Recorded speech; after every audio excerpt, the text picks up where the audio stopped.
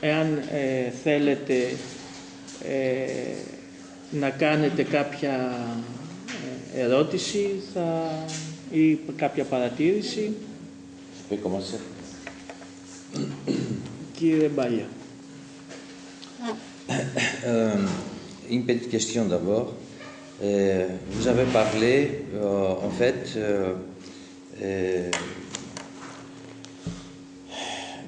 de la liberté, de sa construction à travers l'essai. Cette liberté, je pense qu'en fait, Hegel a approché cet aspect de la liberté en ne le disant pas de façon claire, peut-être directe, mais en fait, il a parlé de la liberté par l'essai. Par l'essai? Par l'essai qui permet aux étudiants et qui permet à l'élève de se construire lui-même sans aucune intervention de l'extérieur, des adultes, de l'enseignant, n'est-ce pas? Alors, j'ai trouvé qu'il y a cet aspect de la construction de la liberté de soi-même à travers l'essai. Est-ce que vous pensez que Hegel a réfléchi sur la liberté en fait? Parce que la liberté n'est pas toujours conçue de la façon dont la concevait Hegel. Par exemple, moi je n'arrive pas plutôt la liberté en tant que construction de soi par soi-même ne tient pas compte de la présence des autres. C'est ce qu'a dit Kant, par exemple. Kant a parlé de la liberté en tant que délimitation de la possibilité de faire des choses du fait qu'il y a les autres, il y a l'existence des autres. Alors il faut trouver des moyens de coexister avec les autres en tenant compte exactement, précisément des autres. Et Hegel, il a passé la liberté différemment, par la construction, sans tenir compte de la présence des autres. Ça c'est intéressant comme interprétation, mais je dois tout d'abord expliquer. Λοιπόν, το θέμα που έθεσε ο Στάθης και το έθεσε με έναν τρόπο έτσι, εμένα μου άρεσε, αλλά είχε ενδιαφέρον, δεν το είχα σκεφτεί έτσι, είναι ότι τελικά ο Χέγκελ σε αυτό το κείμενο μιλάει για την ελευθερία. Δηλαδή μέσα από την καθοδήγηση που έχει οι πράξεις που κάνει στοχευμένες στο σχολείο και η σύν το χρόνο απόκτηση ικανοτήτων από το παιδί τον οδηγεί στην αυτονόμησή του και στην ελευθερία του. Και τελικά αυτό λέει ο Χέγκελ και σε σχέση ας πούμε με το Καντ που είχε μια άλλη αντίληψη για την ελευθερία, ποια είναι η γνώμη του εισηγητή. Mais je trouve intéressant qu'en fait, Stathis a essayé de dire que par le contrôle au fur et à mesure et par le développement des capacités et de confiance en soi-même et aussi par rapport aux autres, l'être humain devient autonome, donc libre. Oui. Je n'ai pas y pensé. Hegel ne dit pas ça, parce qu'il dit bien qu'à l'école, l'enfant se fait confiance devant l'autre. Il y a bien ici un lien à l'altérité.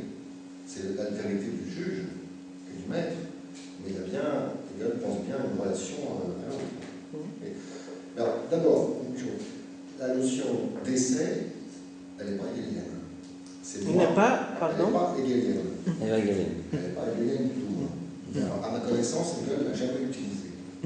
C'est une notion qui vient plutôt de la tradition française de pédagogie, Montaigne et Alain.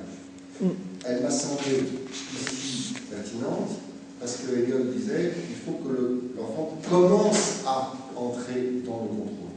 C'est à partir de ça que je me suis autorisé à dire qu'il s'agissait d'essai. Mais ce n'est pas une notion hegelienne, c'est une notion plutôt française et Montaigne et Alain. C'est le premier élément de la Ναι, δεν νομίζω ότι μιλάει γι' αυτό ο Χέγκελ σε αυτό το κείμενο. Μιλάει βέβαια για τη σχέση με τον άλλον και ότι όσον αφορά τη λέξη που χρησιμοποιήσει για να κάνει την ανάλυση στο εσέ, έτσι, την προσπάθεια, τη δοκιμή, αυτή δεν είναι μια λέξη που προέρχεται από τα κείμενα του Χέγκελ, αλλά είναι περισσότερο από τη γαλλική παράδοση του Μοντένι και της Άρεντ, και ίσως εκεί να υπήρξε μια παρεξήγηση. Maintenant, est-ce que c'est une notion sociale ou bien est-ce que c'est une notion purement individuelle? Laquelle? La notion d'essai. C'est ça la question, ça, bon. Dans un ouvrage que j'ai consacré à la pensée d'Alain, son modèle, la classe, c'est l'atelier de peinture. C'est-à-dire, il y a un même motif, peut-être. Chaque étudiant fait son travail sur ce motif commun. Et puis, chacun voit le travail des autres. Et alors, corrige plus ou moins son propre travail.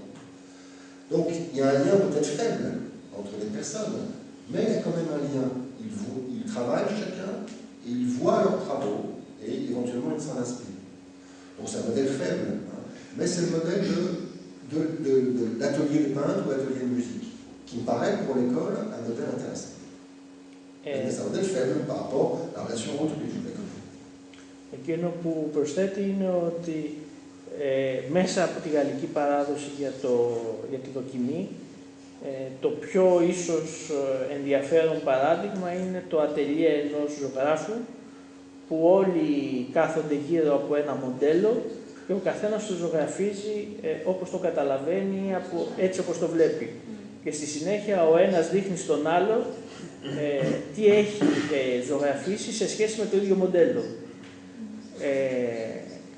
Και αυτό του φαίνεται ως μια ενδιαφέρουσα αντίληψη και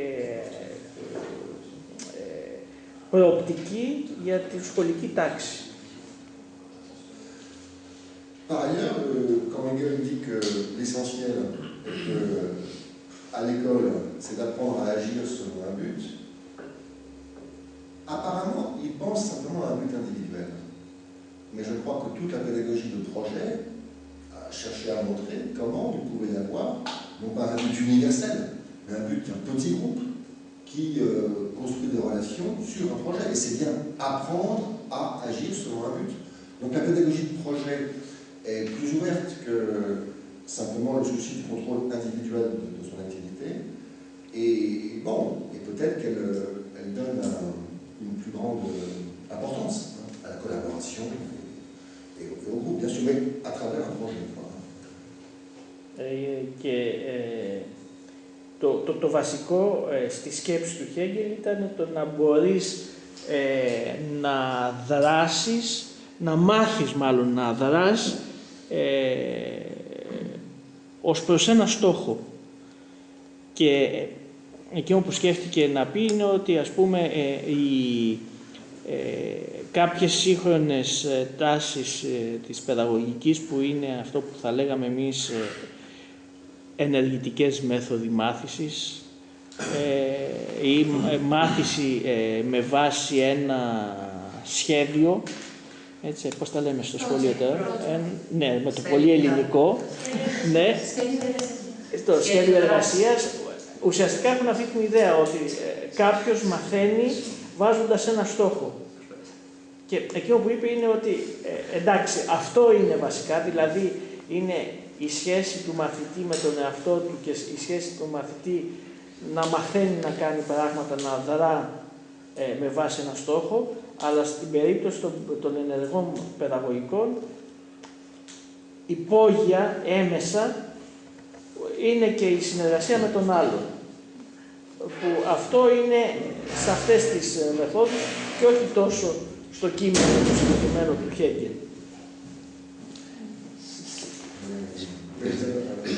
Je trouve quand même que c'est un peu...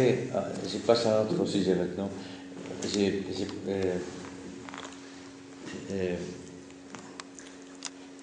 Vous avez parlé de l'individualisme de Hegel. C'est-à-dire, vous avez dit qu'il donne de l'emphase sur l'action individuelle. C'est quand même un peu contradictoire avec ce qu'on sait d'Hegel. Je veux dire, on sait qu'Hegel il est collectiviste, on ne peut pas dire totalitariste. Et en même temps, il donne l'accent sur l'individu. Comment vous trouvez cette... c'est pas contradictoire? Non. Comment il fait les rapports, la liaison entre sa conception de la société et de l'État? Hegel a longtemps douté que la liberté était possible dans nous, enfin, à son époque, à cause du monde économique. Il disait que le monde économique triomphe de l'intérêt individu et fait éclater toutes les structures traditionnelles. Et pour lui, la liberté, c'est au fond, est-ce que les institutions de mon monde sont les miennes? Est-ce que nous pouvons les reconnaître et comprendre que notre vie tient à ces cadres-là? Donc, la perspective de Hegel pour penser à la liberté, c'est une perspective qui interroge les institutions. Est-ce que nos institutions sont bien conformes à ce que nous voulons ou non? Et il a longtemps douté que ça puisse être le cas. La force de son analyse, c'est qu'il dit oui, il y a une part individualiste. Nous sommes dans un monde moderne, et dans le monde moderne, l'individu est fondé à chercher sa propre satisfaction. Et personnellement, je trouve ça tout à fait juste.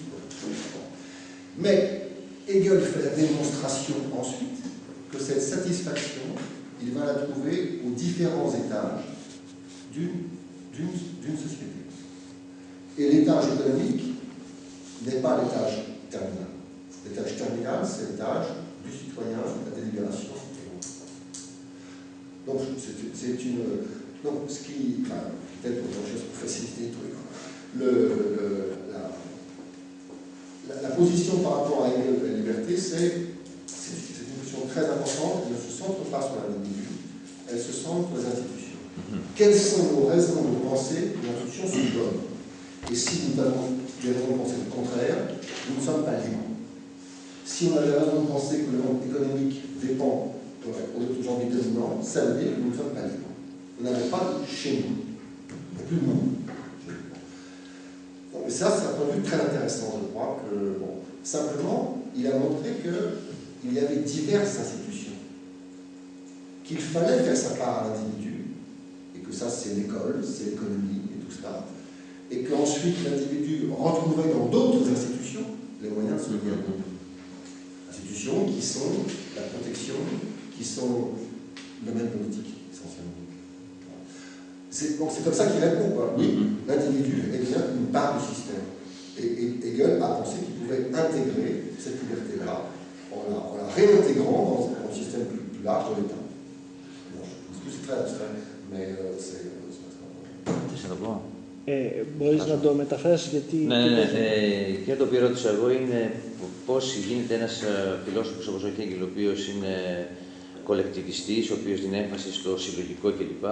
Πώς μπορεί να ενσωματώσει την ιδέα της ελευθερίας του ατόμου, γιατί μίλησε για την ελευθερία του ατόμου και μου είπε ότι η απάντηση είναι, δεν ήξερα την απάντηση. Ήθελα να δω πώς το αντιλαμβάνεται. Και μου είπε ότι η ελευθερία είναι πάνω απ' όλα ελευθερία απέναντι στους θεσμούς, δηλαδή εννοώντας τους πολιτικούς θεσμούς κυρίως. Ξέρουμε το Χέγκελ, ας πούμε, θεωρούσε τον πολίτη σαν, μάλλον το καθήκον του πολίτη είναι κυρίως να υπακούει στο κράτος, έτσι, το οποίο θεωρούσε σαν ένα θεσμό ο οποίος έδινε την ελευθερία, είναι μια αντίληψη που τη βρίσκουμε στον Αριστοτέλη. Ξέρουμε ότι c'est par d'Aristote, des rapports d'Aristote avec Hegel. Il y a un certain rapport quand même. Oui, bien sûr. Και ότι η ελευθερία, ας πούμε, είναι αντιληπτή σε άλλους θεσμούς, όπως το σχολείο ή η οικονομία, ας πούμε. Έτσι. Δηλαδή, αυτή ήταν η ουσία της απάντησης. Bon, comme j'ai pris la parole, je pose une dernière question et je termine. Vous avez parlé de la confiance en mettant l'accent sur la confiance de soi, le développement de la confiance que l'enfant développe par ses activités, disons, isolées. Mais nous savons aussi que la confiance, surtout dans la théorie politique, est une confiance